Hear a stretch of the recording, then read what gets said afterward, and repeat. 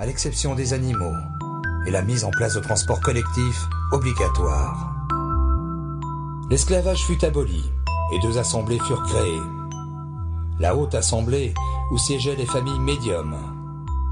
L'Assemblée populaire, où étaient rassemblés des représentants de tous les groupes, érudits, élus, affranchis, simples citoyens.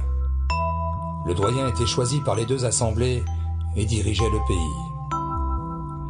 Il fut enfin décidé de renommer ce nouveau pays. Et c'est ainsi que les 3 provinces devinrent Alaskande, pays de paix et de prospérité. 2 siècles plus tard, les vieux démons des 3 provinces se réveillent et Alaskande est en danger. PHB Productions présente Les Carnets d'Alaskande, livre 1, un scénario de valse, une réalisation de Philippe Besson. Charlie, Tom, vous êtes là? Par ici. Ah, vous voilà. On a des nouvelles de Hugo, il fait des fouilles à tout le quart, et on est invité à faire partie de l'équipe. Avec Hugo? Cool. J'ai toujours adoré ce type. À tout le quart. Il va encore falloir prendre le train pour y aller et finir à pied. On en a au moins pour 1 semaine de trajet. Et alors? Qu'est-ce que ça peut être rasoir, un mammouth qui se plaint tout le temps? Décompresse, Tam. Ça, c'est sûr que les caméléons sont beaucoup moins difficiles, hein Charlie? Faut bien reconnaître que c'est cool de voyager quand tu fais tout le trajet sur mon dos.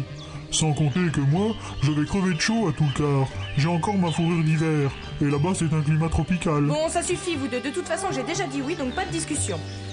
On part demain, on a 2 jours de train jusqu'à Aliska où on retrouve Hugo, et 1 de plus jusqu'à Avildat où on retrouve le reste de l'équipe.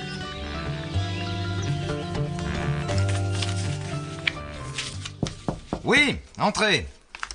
Ah, bonjour Hugo. Bonjour Chris. Ravi de vous revoir. Tenez, asseyez-vous. J'espère que vous avez fait bon voyage. Oui, le voyage a été calme, mis à part un arrêt imprévu dans les Monts Dorés. Enfin, rien de grave, je crois. Avez-vous plus d'infos sur ce qu'attend réellement le doyen de ces fouilles? Eh non, pour le moment, j'en sais pas plus que vous. Mais Cody ne devrait pas tarder, c'est un ami d'enfance. Il travaille maintenant pour le gouvernement et nous donnera tous les détails.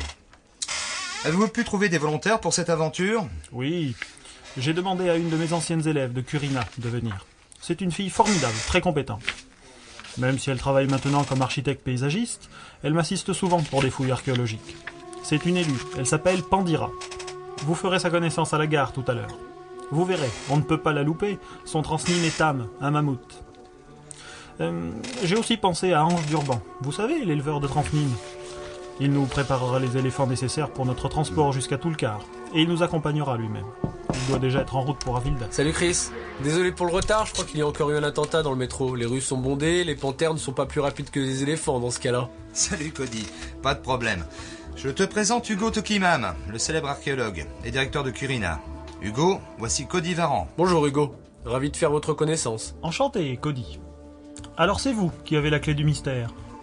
Mais pourquoi ce désir soudain d'une campagne de fouilles dans les temples, alors que jusqu'à présent ça n'intéressait personne? Je ne sais pas si les nouvelles des attentats sont parvenues jusqu'à Isara. Nous venons de subir 3 attentats en 1 semaine, le dernier pas plus tard que ce matin. S'attaque seulement aux lignes ferroviaires pour le moment, train, métro. Pas mal de trains ont dû être retardés, voire annulés. Et nous craignons que ces attentats prennent de l'ampleur et atteignent les centres énergétiques. Quel rapport avec les temples?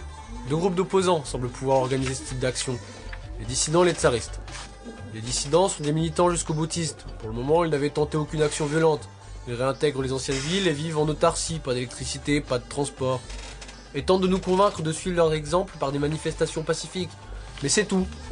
Les tsaristes, c'est autre chose. Ce sont des nostalgiques de la dictature et de l'esclavage. Et ils sont prêts à tout pour leurs idées. Et alors? Si les attentats sont l'œuvre des dissidents, ça veut dire qu'ils sont passés au stade supérieur en termes d'action, ce qui est déjà inquiétant.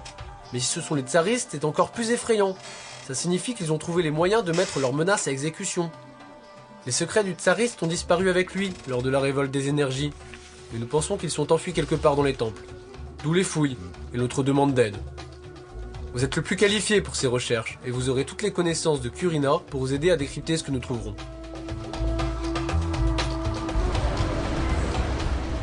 Ah, on est enfin arrivé.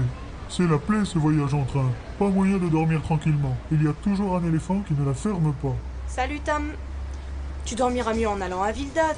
Tu auras la plateforme Transnim pour toi tout seul.